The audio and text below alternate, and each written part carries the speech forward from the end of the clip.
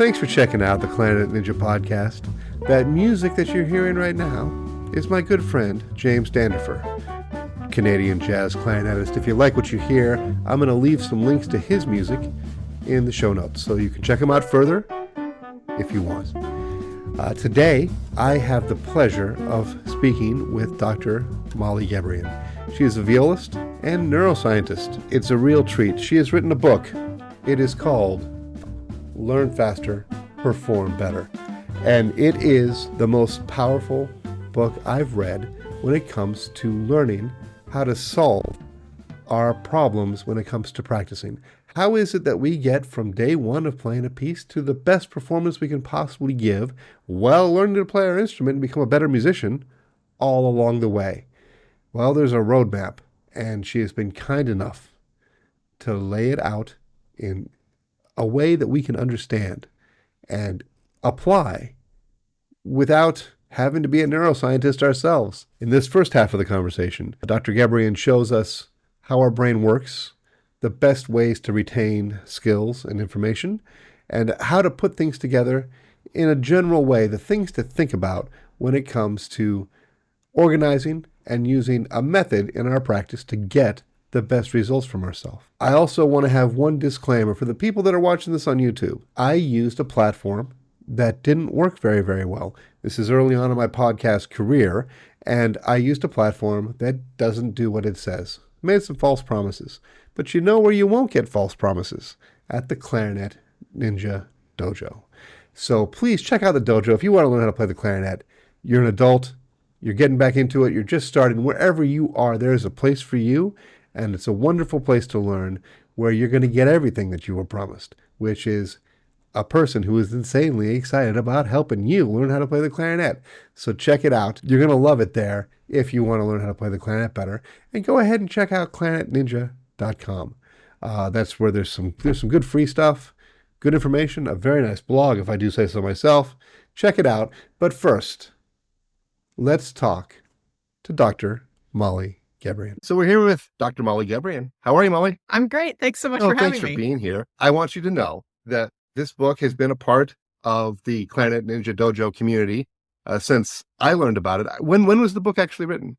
Well, I wrote it in 2021, but it only came out this past summer. It came out in July 2024. So I'm not too far behind. So I have the book here. Learn Faster, Perform Better. There you go. This book has been one of the things. There's been two or three books in my life about music that I've read them and I've been completely blown away by what is inside. I've always been a practicer. I always tell people, I know what I'm saying is true, but I can't prove it. And I feel like this book proves everything, like seriously, everything that I've ever said. And which also is very validating for me, but it's also, it's Right. really great because this probably won't surprise you. You say it better than me. Like, this is very thoughtfully written. It's accessible. Thank you. It's so actionable. It's a special thing. What made you write the book? Like, where did this come from? I went to Rice after NEC and I did my doctorate in viola, but I was back at a research institution. So I was able to take graduate level neuroscience classes while I was there. And I was also the assistant director on 2 interdisciplinary symposia on music and the brain. And as part of those, as like a promotional effort or whatever, the school asked me to teach some sort of informal lunchtime sessions about music and the brain because I was doing this with one of the professors there. And that's when I learned, like, oh, wait, other people find this interesting too. And this is really fun to sort of share this. And so that's kind of how it started. And then, for the last 10 years, I've been a viola professor, but I've continued to write and make my YouTube videos and do presentations on the science of practicing because I discovered that more people than just me find it interesting and valuable, which I guess should be surprising, but it kind of was. And people had been saying for years that I should write a book. And I was like, yeah, I'd love to write a book, but when in the world am I going to have time to write a book? Like, I'm a performing musician. I'm teaching all the time, right? It's a very time-consuming thing to do to write a book. And then the pandemic happened. And I was like, oh, wait, if I'm ever going to write a book, like, this is the time because I'm not performing.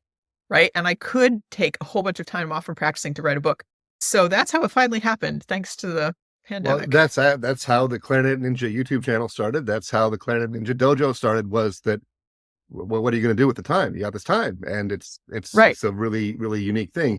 And I didn't know anything about computers. I had always enjoyed teaching adults, which is who my program is for. then all of a sudden I found something I love doing, and I had no idea that I loved doing it. And if not for the pandemic, Yeah. I would have never known. So it's nice to take something that's pretty horrible and turn it into something pretty great. Yeah. Definitely. So, and I've always been a practicer. Like I went to Arizona State University in the early 90s for a couple of years, and I was known as somebody who was always in the practice room. When I reflect on your book and the things that you suggest, the thing I love about this, it can really consolidate the amount of time it takes someone to learn to be a good practicer, because it's taken me forever to become a good practicer. Right. And it was a lot of things. I don't want to make this about me, but I do want to tell you my origin in terms of practicing and how a lot of it came about. And I want you to sort of talk about how that fits in, because it does in some way, but you can tell me more than I know myself. When I was in 10th grade, I took chemistry from the chemistry teacher that nobody wanted because he was so weird and so hard. His class was hard, and nobody passed any of his tests. And the first day of class, he said, "I'm going to teach you how to think. You're doing it all wrong." And he proceeded to go along and explain that if you sit in class, pay 100% attention, take far less notes than you normally take, and then after class, when you're waiting for the bus home, you just remember everything that happened in the class. You just, with no notes, no books, you just remember things. You remember where he stood, what he said, what he was wearing, everything that you could possibly pull in. And then you do it again later in the evening when you brush your teeth or you go to bed, whatever it is. And everything that you can recall without looking at any notes, without using any aids, is stuff that's going to go into your long-term memory and stay there. And it was going to save a lot of time. And, and so I'm sitting there in 10th grade. I was a little bit of a nerd, but also I was very, very interested in people having thoughts that I'd never heard before. And this was one I never heard before. One of the things for me personally in talking to you that I'd like to get is an understanding of retaining knowledge versus retaining skills. And is there a difference in that? And how does that look in terms of this starting point, which is still a big, big influence on me and how I suggest people practice and how I practice myself. And to lead this into when I've read your book twice now, one of the things you say is it's not really how you sound at the end of your practice session. It's how you sound the first time you play it the next day. Did your practicing hold? Was it effective? Is it something that's repeatable and is now part of how you play? With that sort of as a launching point, can you start talking about that? Yeah, absolutely. And you're really lucky that you had a teacher like that, because he's exactly right that reviewing in your mind everything that you could remember from class and sort of recalling that from your own mind without looking at any aids, doing it, like you were saying, when you're waiting for the bus and then later in the evening, that's spaced recall. And that's been shown to be really powerful for retaining things long term. That's great. Everybody should have a teacher like that in high school that teaches them how to actually learn and study and retain information. In terms of practicing, all of us have this idea that the measure of whether we practiced well is how we feel at the end of our practice session. And that makes a lot of sense, right? You've done all this practicing and you feel like, okay, I can play it. But the actual measure is when you come back the next day. And I think a lot of musicians are very used to the experience of feeling like they did great practicing and then coming back next day and having to redo all of it because, they've kind of taken 500 steps backwards and nothing really stuck. And I think a lot of musicians just assume, well, that's just the way it is. You just have to kind of redo it every day and eventually it's going to stick with you. But that's not the way it needs to be, right? If that's happening to you, that's a very strong indicator that you aren't doing effective practice, because it should stick with you day to day. And what you said about skills and knowledge, yes, skills and knowledge are different. The brain does treat them differently, but both of them benefit from within a practice day, let's say, rather than the way that I think most people practice, which is working on one thing for a big block of time, whatever that thing may be.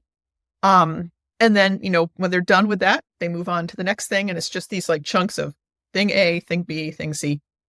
But what's much better is if you work on one thing for a while, work on some other stuff, then come back to that first thing and recall it. Just like your chemistry teacher said, recall it when you're at the bus stop, right? And then later in the evening, recall it again. That's going to work much better with practicing because you're reminding your brain repeatedly throughout the day or throughout a practice session, and then it's going to stick with you a lot better. The words that you used was the illusion of mastery. It was very, very powerful. Anybody that's tried to learn an instrument, really, it is an illusion at times, right? Where you get to the end of the day and It right? is. I played it 100 times in a row perfectly. That doesn't mean that much, really. When That doesn't mean that right. much. Exactly. And it's not my word, actually. It's psychologist's word, but it's a very, very powerful illusion. It's, even if you know that the illusion exists, it's a very powerful illusion. You're like, oh yeah, I have this. No, you don't, especially if you come back the next day and you feel like you have to redo your Well, work. right. I mean, it's like the truth is what people want to hear sometimes, right? And for ourselves, right? Right. Yeah, I Yeah. want that to be true, so I believe it. Exactly. Yeah, exactly. So one of the things that came up this morning in the Clarinet Ninja Dojo was a very interesting thing. A student played something, was supposed to come in on beat 2 on some 16th notes, wasn't coming in on beat 2. And all I did was say, hey, could you be careful to come in on beat 2? They became aware of the problem. And we've done a lot of work to get the skills to fix the problem, but he could immediately fix the problem. And that you talk in your book a little bit, or maybe a lot, the idea of we can't fix a mistake unless we actually know what it is that we're trying to do. And my question to you is, obviously that's a part of the role as a teacher, is to point out, hey, do this a little bit differently, do this a little better. But when looking at it, like particularly for my community, which is adult learners, how is it that they foster the ability to hear the mistake that they could easily fix on their own so that they can make more progress, and then I can tell them about something else? Right. Great question. I think the most powerful way to do this is to record yourself, because when you're hearing yourself from the outside, it gives you much more awareness and much more clarity of what's going on. And people hate recording themselves, right? And I get it. There's a big cringe factor that you record yourself and you listen back and you're like, oh God, I sound like that. But you sound like that regardless of whether you know or not. And for me personally, I would rather know so I can fix it. But also those kind of things like, oh, wow, I'm not coming in on beat 2, right? A lot of times people aren't aware of that when they're actually playing, but then they hear a recording and it's immediately obvious to them, and then they can fix it. And then they don't need their teacher to give them that input. So they can fix a lot of things on their own. And what the teacher can then give in a lesson or whatever are things that they don't have any awareness of at all, even when they're listening to themselves from the outside. Well, we were talking this morning about the complicated nature of hearing what you want to play ahead of time, which is what we should be doing, but then also evaluating what you just played, which is thinking forwards and backwards at the same time, which I find to be nearly impossible to do. When I was studying with Ricardo Morales, he was incredibly good at that thing, and I wonder, is that something that people can cultivate, the ability to self-assess as they're playing? And is there a way to do that that's healthy in terms of how to play music? Yeah, definitely. Yeah, I mean, and you're absolutely right. Like when you're playing, you do need to be always thinking ahead, but also I like thinking backwards. I've never heard that before. I like that way of expressing it, that you reflect on what just happened. And I will also say that recording really hones that skill. I know for me personally, when I first started recording myself, there was a very large gap between what I thought I did and how I actually sounded. And that's where the cringe factor comes in. And then over the years, the gap between how I think I sound and how I actually sound has gotten very small, to the point that when I record myself daily multiple times. I'm always, I'll work on something and then I'll record just a little bit, like 5-10 seconds of music, record it, listen back, self-assess. And I would say these days, I'm rarely surprised by what I hear. Sometimes there's like little things that I didn't pick up on, but the recording process has helped me hear in real time and reflect and self-assess in real time much more accurately. I've also seen the same thing in my students who start recording themselves accurately. Their ability to know what it actually sounds like is far improved once they've been recording themselves regularly and listening back for a while. Okay, so here's another question that I have. Like when I am in like in a recording session and you get that immediate feedback, they play it and you hear yourself through the headphones. Okay, we'll take it again.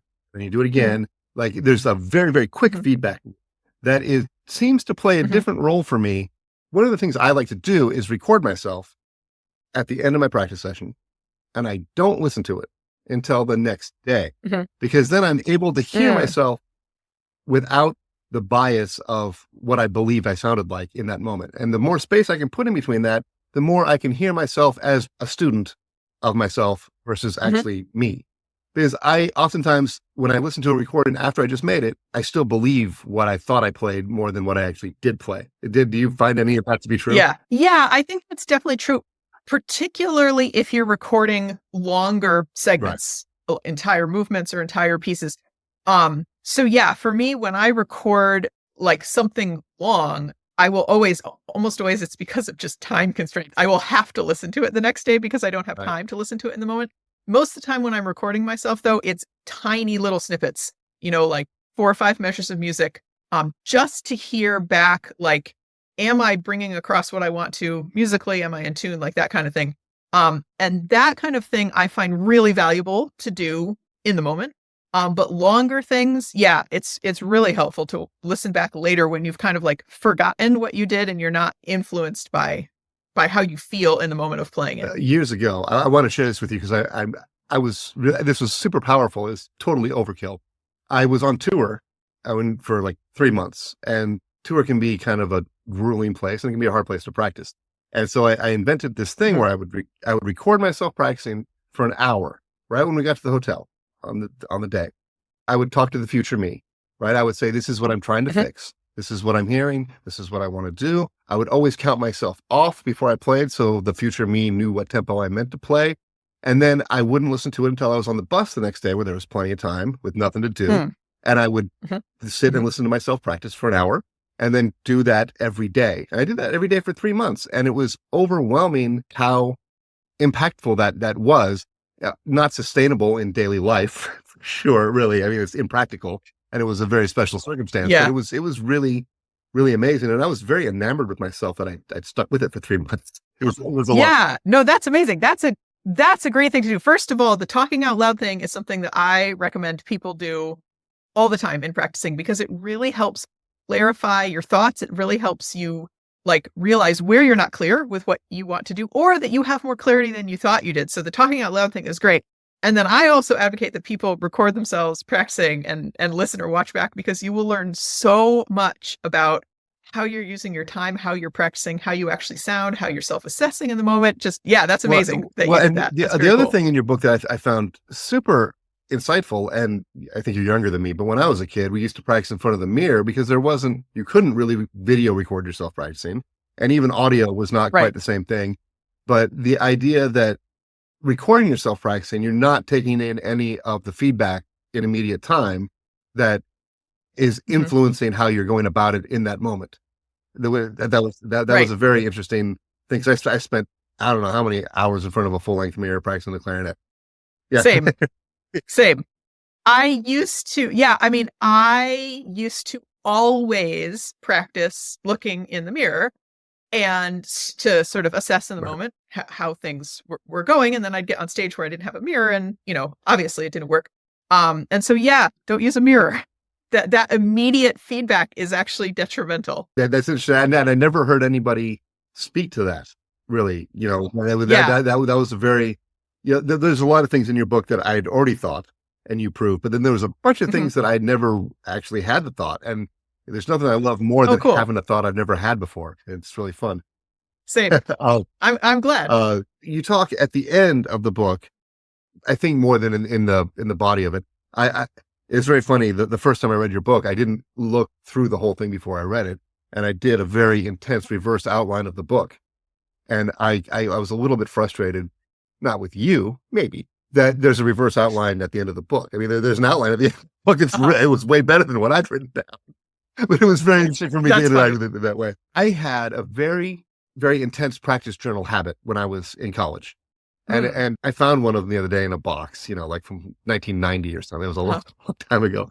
And it was a very interesting thing. So I was logging how many hours I practiced, what I practiced, how it went, on and on and on. And I think that's something that the idea of having a piece of paper and a pencil and recording things, we don't really do that anymore. How do you suggest people get into a practice journal or logging what they're doing or having it written down? Because as you were talking about before, it's easy to sort of get lost and lose focus if you're practicing. Sometimes I would be hard pressed to say, what is it that I'm trying to accomplish right this second? In good practicing, you should be able to say, this is what I'm trying to accomplish right now. Otherwise, what are we doing? This second. Yeah, exactly. Yeah, exactly. So practice journals are something I talk to students a lot about because I think a lot of people have been told, oh, you should keep a practice journal. And people maybe will keep them for a little bit and then they'll stop keeping a practice journal, right? And they'll get out of that habit. And what I have found is most of the time when people get out of the habit of using a practice journal is for two reasons. One, it was too time consuming. So it felt like they didn't have time to actually do it. And two, it didn't feel that helpful. So if something's time consuming and not helpful, like why would you stick with it? And so the way I definitely keep a practice journal, and the way that I do my journal is at the end of each practice session, I don't write down how much I don't write down how much I practiced. I don't write down what I did. I write down what needs work. Because at the end of a practice session, it's the most fresh in your mind, Yes. right? What isn't sounding good and what needs attention. And so I will make notes, and mine are filled with abbreviations. When I look back, I have all my old practice journals too. When I look back on them, I can't make heads or tails of most of what I wrote because it's just a quick note for myself to know, exactly what to do. But now, because I'm not practicing it, like I don't know anymore. But I find that a very quick and easy way. It takes me at most a minute at the end of my practicing to write down the stuff that I noticed.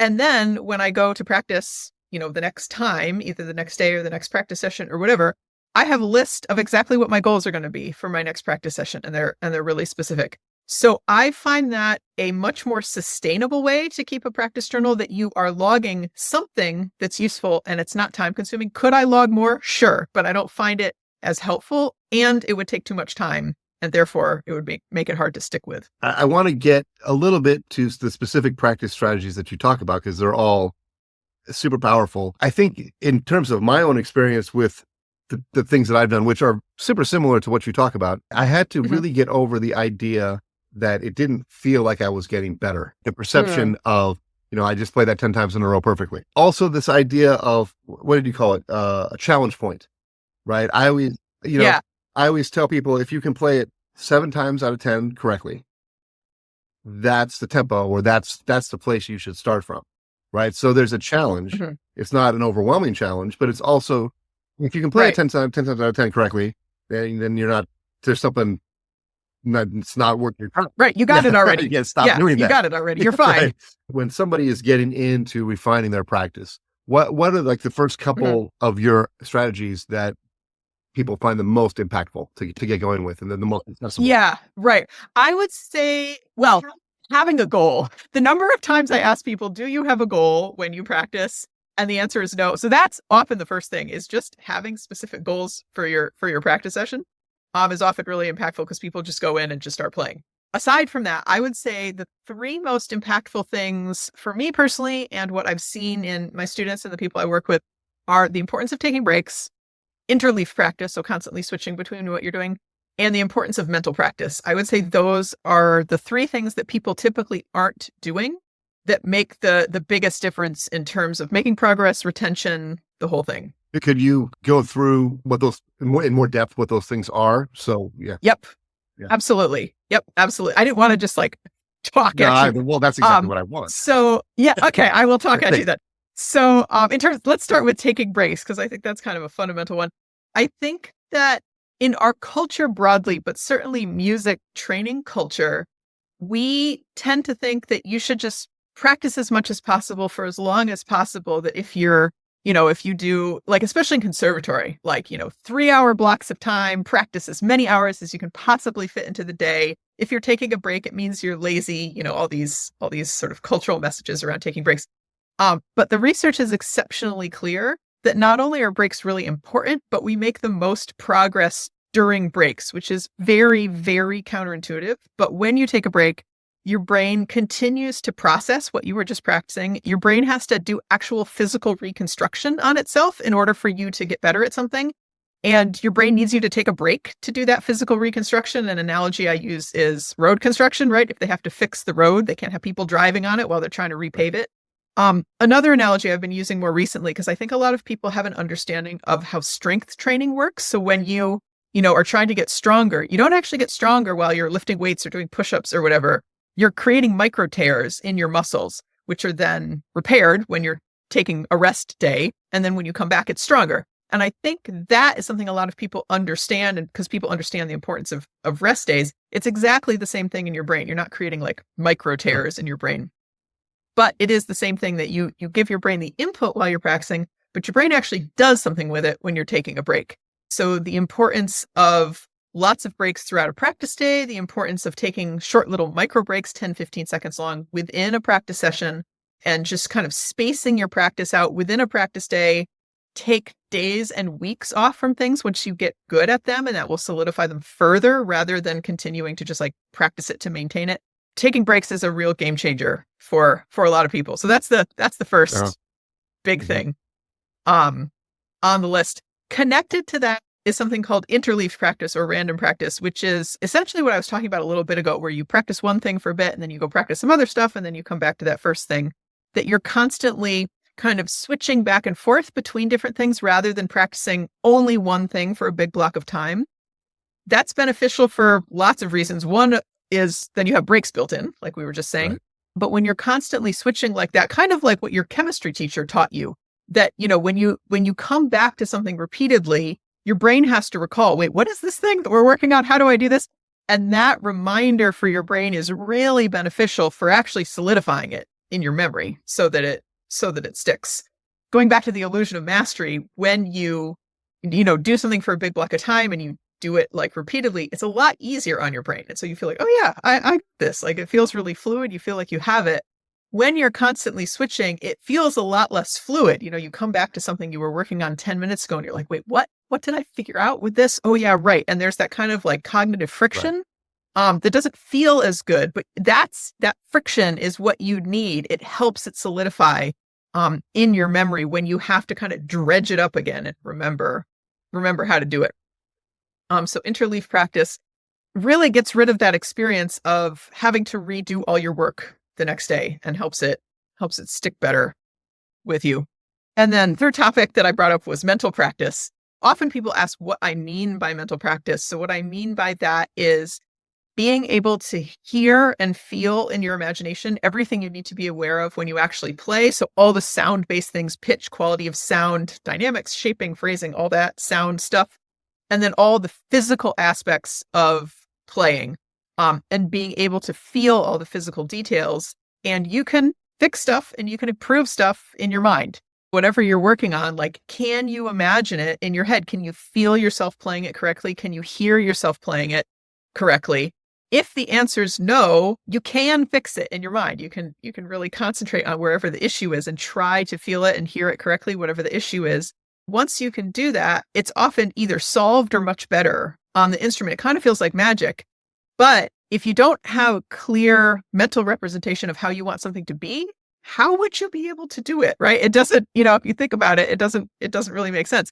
Mental practice is really powerful for people. It really helps people clarify what they should be doing, how to do what they're doing. And because it's harder than doing it on the instrument, you were talking about the challenge point. It's right at your challenge point, which is where we do the most learning.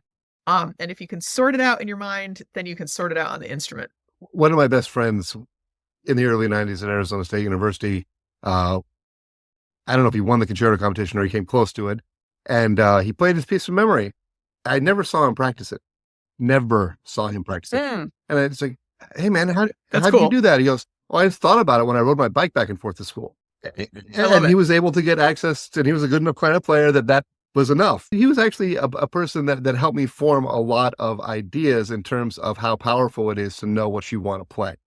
And I also have a failed isn't the wrong word, not as successful as I would like ability to play jazz. And I studied it very hard and I really wanted to do it. It was one of those things I was good enough at. It wasn't embarrassing, but I also, when I would hear somebody really do it, I knew that wasn't me. So I stopped doing it, in a public way.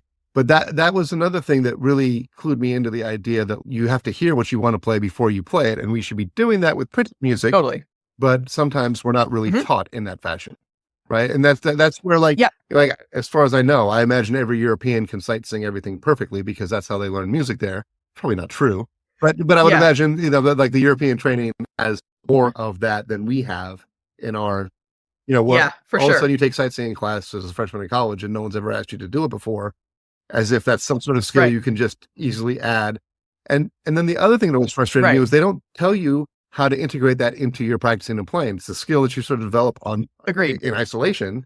And then there's no talk about, okay, what do you do with this? Same thing with music history or music theory. Okay, you have this information, but let's actually put it into place. And that's something that you talked about in the book, is that these help us know where we are, right? These help us understand the music and frame the music in a way that we know where we are when we're playing a piece.